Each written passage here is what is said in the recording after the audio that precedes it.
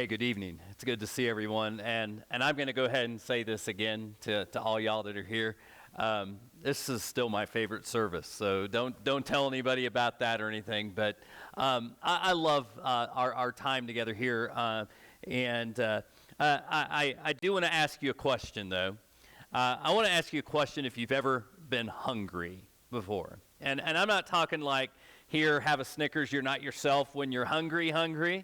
I'm talking like the hunger that is inside of you takes over every aspect of who you are.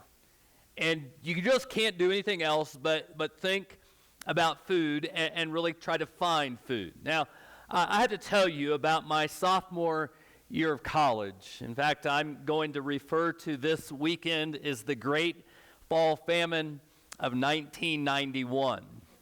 It was one of those things that Dallas Christian College did not serve meals on the weekends. So at Friday evening, you would get supper, and then you were on your own until Monday morning for brunch.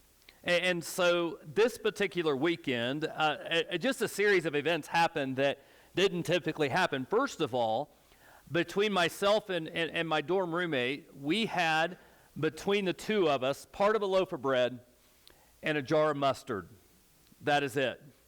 Now, normally, one of us would have cash. We both had jobs and so on. So if one was running short on cash, the other was there, and we could run to, like, Ponchos. Y'all remember Ponchos? $4.95, horrible Mexican food, but you could eat all you wanted. So we would go there and different things. Well, that particular weekend, neither one of us had money.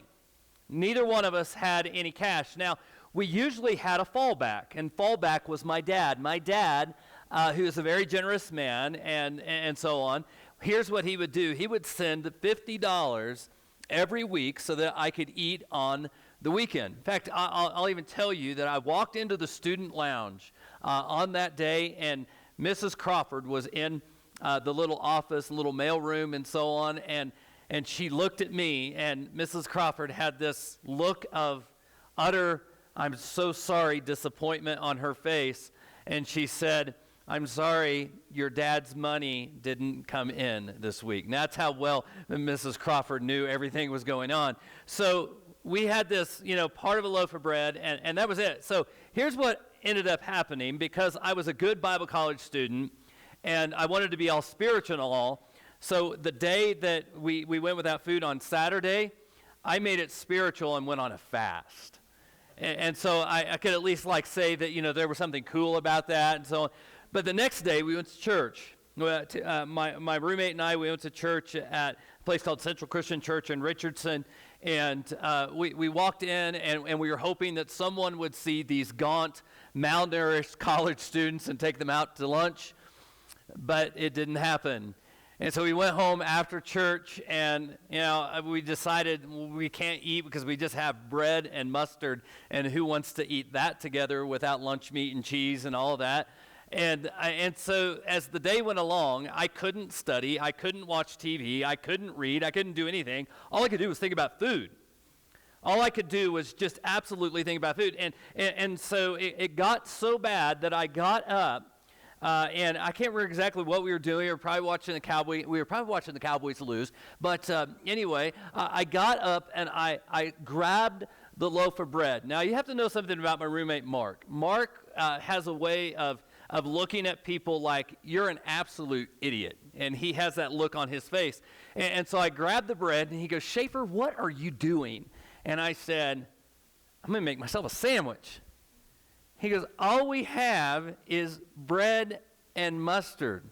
And I said, "Yeah, I'm going to make myself a sandwich." And he looked at me like, "Shaffer, you're an idiot." And so I'm going to tell you that I pulled out the bread, pulled out the mustard, put two pieces of bread together, and I had my first and only mustard sandwich. And I'm going to tell you it was the best mustard sandwich I have ever had in all my life because I was so hungry. Now, even though I was hungry then, I don't know that I really understand hunger. I don't know what it means to have all of my life and all of my existence to be all about finding my next meal. Because even though I had that mustard sandwich and it tided me over till morning, I knew that there was going to be pancakes or biscuits and gravy or something the next morning. And I had to worry about the next meal or the next one or the next one after that. But true hunger leads us to a place where we get consumed, almost obsessive about finding our next meal. And even though we might be eating now, we are always thinking ahead about what about the next one? What about that next meal? And again, in our 21st century world, in America, the most of us don't really get hunger. We don't get the obsessive nature that happens when we are hungry and we are thirsty. And so Jesus, as he is teaching, and as he is beginning what we call the Sermon on the Mount, and he is in these collection of sayings called the Beatitudes, he begins with, blessed are the poor in spirit, for theirs is the kingdom of heaven. I love that. Blessed are those who realize that they're not okay. Blessed are those who realize they have nothing to offer God. Blessed are the meek, or those who mourn, for they will be comforted. And those who are really truly sorry for the sin in their life and the brokenness. And then it says, blessed are the meek, for they will inherit the earth. When you think about meek, that's a yielding of our control over to God. And I think sometimes we do that willingly, and I think sometimes we do that because we have to, and we know it's best for us. But the very next one that Jesus kind of brings into play, as we're talking about statements of blessing, he says this, blessed are those who hunger and thirst for righteousness, for they shall be satisfied. Now, again, I don't know that we understand and quite comprehend what it really means to hunger, but I'm going to say that it's all-consuming. It's all we think about. It takes over who we are. And then Jesus says that we are to hunger and thirst for righteousness. Now, when you hear the word righteousness, or you hear the word righteous, what do you think about? I don't know about you, but as soon as I hear the word, I always think about doing right. That there's a component of moral behavior here. In fact, one of the things that I think we tend to do with this word is we think about do good and be good. In fact, I once heard a preacher from North Richland Hills, Texas, actually, who said this one time. He said, we are to be a bunch of do-gooders. And so when we think about righteousness, a preacher could get up and say, what we need to do is be good and do good. And so we are to be these do-gooders. And preachers will kind of harp on that. And I know, because I've been out where y'all are, when I hear about righteousness, I think, well, I need to be a better person. In fact, you probably are going through a little bit of your list right now saying, well, I need to stop doing this, I need to stop saying this, I need to stop thinking this. You're going through that thing of, what can I do to be a better person? And so when you hear a sermon on righteousness, you decide, I'm going to be a better person. I'm going to go home today, and things are going to be different. And you go home after church, and there's a football game on, and your team is playing, and said team, my team would be the Cowboys, some of y'all the Broncos, and different things like that, but whatever it be, said team throws an interception. And that word that you said that you were never, ever going to say again just comes out of your mouth, right? And you think, well, I have just blown it already. Or it's a wife who says, listen, I know I disrespect my husband. I know I kind of nag, and I react differently. And so I'm going to react differently from here on out. That is until your husband decides that he's not going to react the way you want, and gloves come off, and it's go time, right? Or it's maybe your kids. Do kids ever kind of like lose their ever-loving mind? You can say yes, all right? Kids do stupid stuff. And when kids do stupid stuff, I don't know about y'all, but when my kids do stupid stuff, I can like go postal. 2 of my kids are in here. You can ask them. I think it's a dad will just go nuts. Saying, I'm not going to yell at my kids anymore. And then my kids do what they do. They be kids. And then it's again, that good that I wanted to do, I don't do that. I do the stupid stuff that I don't want to do, and I've made this an intentional effort to become righteous, and I realize that I've blown it. Does that resonate with anyone? Does anybody else get that? Because I just look at that. And so let me ask this question here tonight. What if being good and doing good was not the most important part about righteousness? What if being good and doing good is only part of the picture, but it's not the first part of the picture? Could you maybe handle righteousness just a little bit better? See, when we hear the word righteousness, one of the things that we tend to do is we tend to think of the various components that go into righteousness. So let me give you those components here today. We think of behavioral sort of things. We think of systematic. So if I'm going to have behavior, it's according and conforming to a specific system. And we think that if my behavior is good enough according to the system, then I can have a relationship with God. So that's kind of how that sort of works. And so there is a relational component, a systematic component, and a behavioral component. And a lot of times what we do, in fact, I got a little arrow and so on like that. We believe if my behavior conforms to a system, then I can have a relationship with God. And if you look at every religion in the world, that's what righteousness would be. That your behavior conforms to a system, and when you have a behavior that conforms to a system, then you can have a relationship with God. But here's the reality. There is not a single person in this room, no matter how good you are, and I'm sure a lot of you are a whole lot better than me.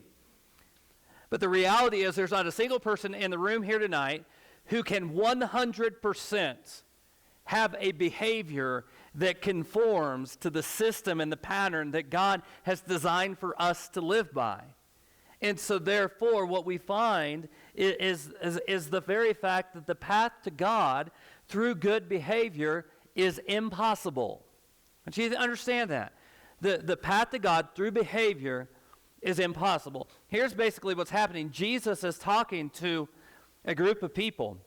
And they know that there's another group of people. This group of people is actually called the Pharisees. The Pharisees were known for their righteousness. And later, as Jesus is preaching, he says, your righteousness has to exceed theirs. In other words, there has to be something different in you that has to exceed what their righteousness is. But I can't have better behavior. But even them, they had to understand that their righteousness was not good enough. In fact, several years later, actually a couple of decades later, a man by the name of Paul was writing a book to the Roman church, or a letter to the Roman church, and this is what he said about our behavior. He says, for all have sinned and fall short of the glory of God. Now, when he said, for all have sinned and fall short of the glory of God in Romans chapter 3, one of the things you have to understand is the language here is a little bit different than ours. And so there's verb tenses and different things. And the verb tense is, for all have sinned and keep on sinning and continually fall short of the glory of God. So it's not like that was part of our past that we couldn't live up. That's part of our present. And it's also going to be part of our future, that we continually fail in our behavior according to the system. So what if we have things out of order? What if we have things out of order where behavior is not the first thing, and then the system, and then relationship? What if we kind of flip that around and said, we're going to kind of turn the world upside down, and we're going to put relationship first? Because you see, when Jesus was about ready to go to the cross, in fact, it was the night before he was to go to the cross the next day, he was talking to his closest followers. And as he was talking to his closest followers, he said, listen, I'm getting ready to go away. I'm getting ready to go to be back up into heaven and be with my Father, who is your God. I'm getting ready to go there, and you know how to go where I am going. And somebody said, listen, we don't know the way. We don't know how to get from where we are to where you're going to be. And Jesus said these words. He said, I am the way and the truth and the life. No one comes to the Father except through me. And so basically what Jesus is saying here is that connecting our life to Him takes care of the relationship component with God. He provides that for us. He provides the relationship that we look to say in righteousness is what we want. In fact, what Jesus says is He has given us His righteousness. It's been freely given to you and I. And so with this, one of the things that Jesus is saying is that a relationship with Him, relationship with Jesus, now becomes the foundation of righteousness. And here's how I love this. I love that in Matthew chapter 9, so we're talking just a few chapters after Jesus preaches this Sermon on the Mount, Jesus walks up, and He walks up to this what's called a tax collector's booth, and I kind of picture a table, and a man sitting behind a table, and he is taking money from people, and Jesus walks up to this man by the name of Levi. We also call him Matthew, and He says these words to him, "Be better." No, that's not what He said. He walked up to Levi, and He said in Matthew chapter 9, verse 9, "Follow me." Matthew, what I want you to do is I want you to follow me. I want you to connect your life with my life. I want you to walk with me. I want you to spend time with me. And let me take care of what everybody else says is wrong with your life. And here's the beautiful thing. Matthew did that. Matthew spent time with Jesus, and he walked with Jesus. And after that, after Jesus died, and Matthew went and preached around, he preached to the Jewish people, and he wrote a book called Matthew on the life of Jesus. But the invitation was not be better, but the invitation ultimately was follow me. Another time, Jesus said these words to a group of fishermen. He said, "Follow me. Connect yourself to me. Spend time with me. Walk with me." And then He says this, "And I will make you fishers of men." Here's the cool thing. Who they would become was not a result of trying to have better behavior. Who they would become was a result of connecting themselves to the person of Jesus. And that's the invitation for you and I. In fact, over the last couple of years, a few verses from Matthew have been critical in my life. They're the words in Matthew chapter 11. And in Matthew chapter 11, it says this, "Come to me, all who labor and are heavy laden, and I will give you rest. Take my yoke upon you and learn from me, for I am gentle and lowly in heart, and you will find rest for your souls. For my yoke is easy, and my burden is light." Now, if I'm a person who marks in my Bible, here's what I'm going to do. I'm going to underline "come to me," but I'm going to do that with an arrow pointing to everything that is ahead. I'm going to say that when Jesus says, I will give you rest, and you will learn from me, and you will find rest for your souls, I see all of that is connected to the whole notion of come to me. In other words, Jesus is saying, spend time with me, get away with me, have relationship with me, have friendship with me, and I'm going to take care of everything else.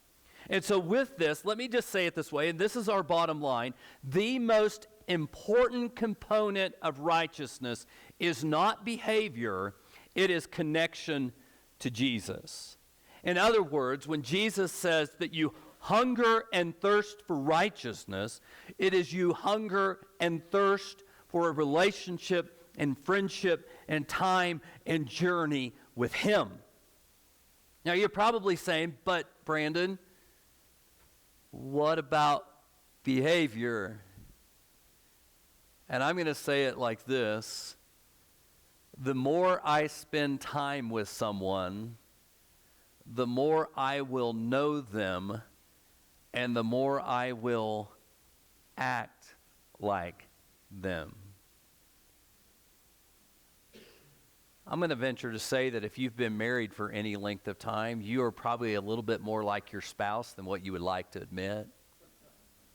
You want to know why that is? Time. In fact, I'll never forget that one time my son was talking about a friend of his and who's been married just a few years, and he said, I hate to admit it, but he's become a male version of his wife. Why does that happen?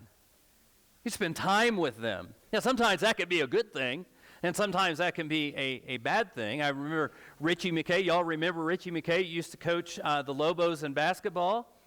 Richie McKay used to say, show me your friends and I will show you your future. So in other words, who you spend time with is who you will become. And so with that, here's a beautiful thing. When we spend time with Jesus, the more we're going to know him, the more we're going to act and look like him.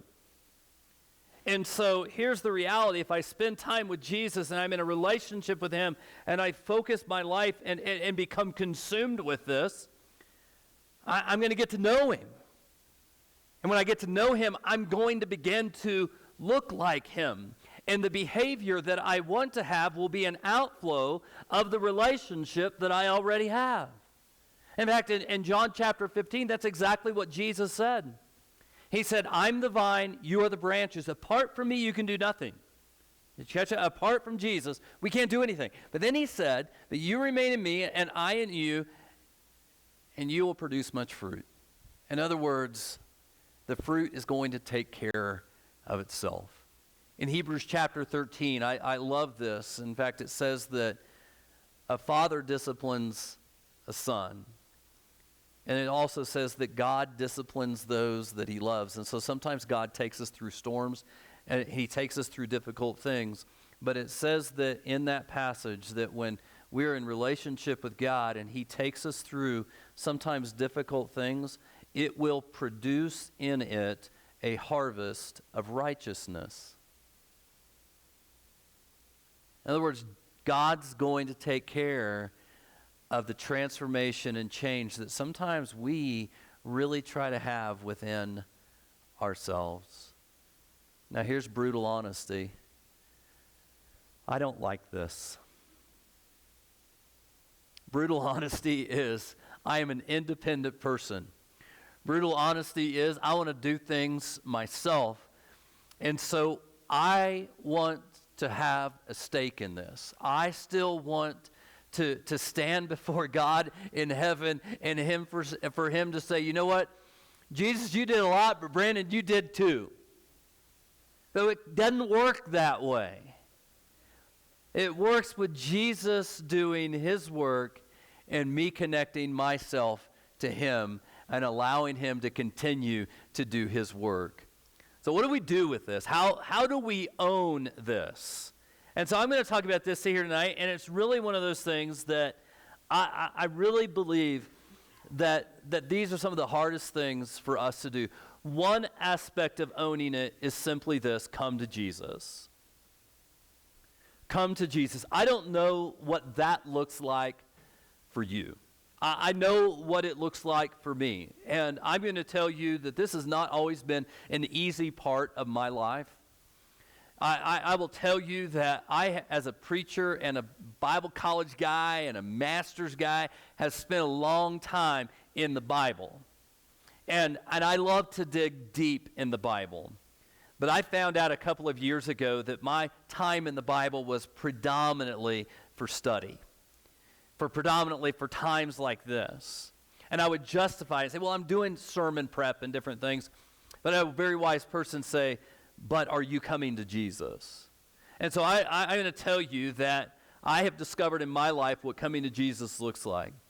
It means that I get up in the morning and for some reason or another, and I don't know why this is, but I must be getting old.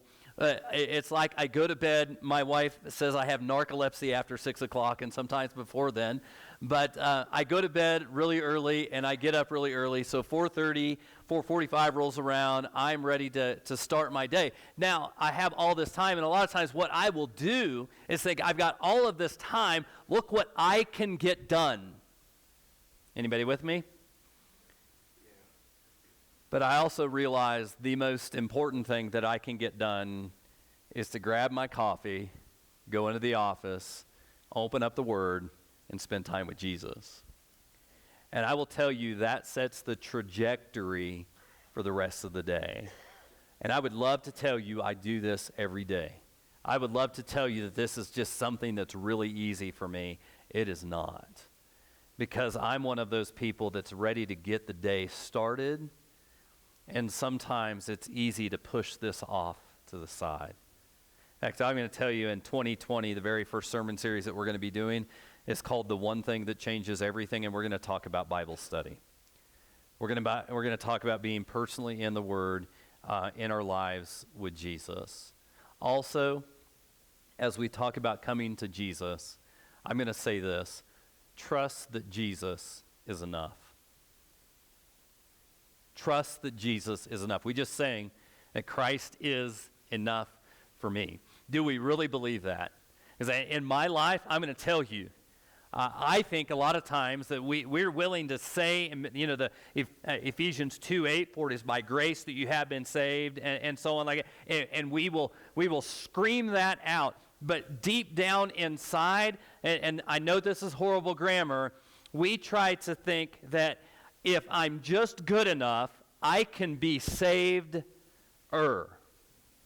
Saved-er. Like, in other words, Jesus has saved me. I get that. I know that.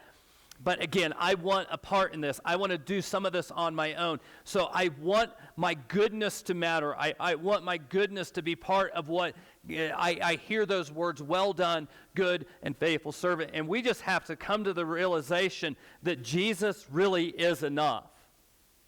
In fact, I'm going to say it like this: Jesus is everything or he is nothing. He is everything. He is all our salvation. He has accomplished all the work. And if he hasn't accomplished all of the work, it is nothing. So we have to trust that his work is enough. And so as I close out here tonight, and we're going to go into a time of communion, we want to invite you to come and remember what Jesus has done. I want to share a story. I want to share a story that actually happened in 1988, and it was shared by Max Lucado in his book, The Applause of Heaven. On December 7, 1988, there was an earthquake in Soviet Armenia. That's back when the Soviet Union still existed and so on, and if you don't know what that is, go ahead and Google it. It's been a long time.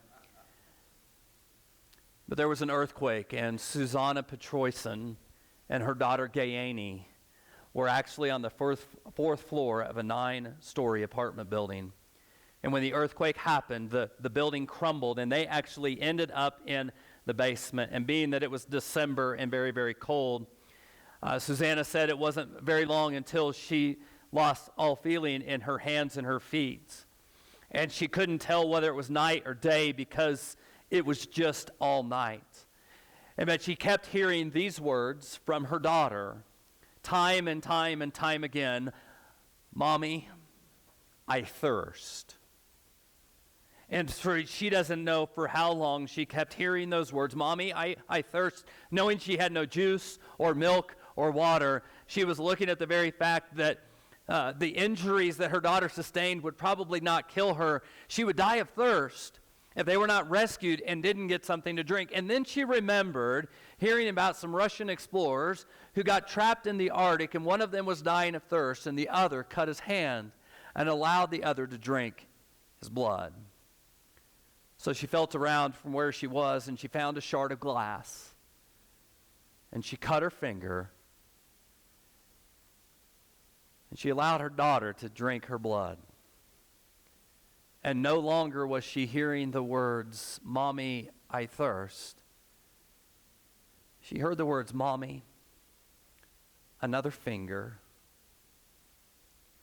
And after 8 days, they were rescued. And she said these words, "I lost count of how many times I cut my hands and my fingers. But I knew blood was my daughter's only hope." Now, the world's going to tell you that there's hope in a lot of things. I'm going to tell you that there is only one hope, and that hope is in the body and the blood of Jesus that was sacrificed for us. Will you join me in prayer? God and Father, I thank you that Jesus is sufficient, that Jesus is enough. So now, Father, I pray that we trust and that we understand that we can't do this on our own or give ourselves a righteousness. It only comes from you. Thank you in Jesus' name. Amen.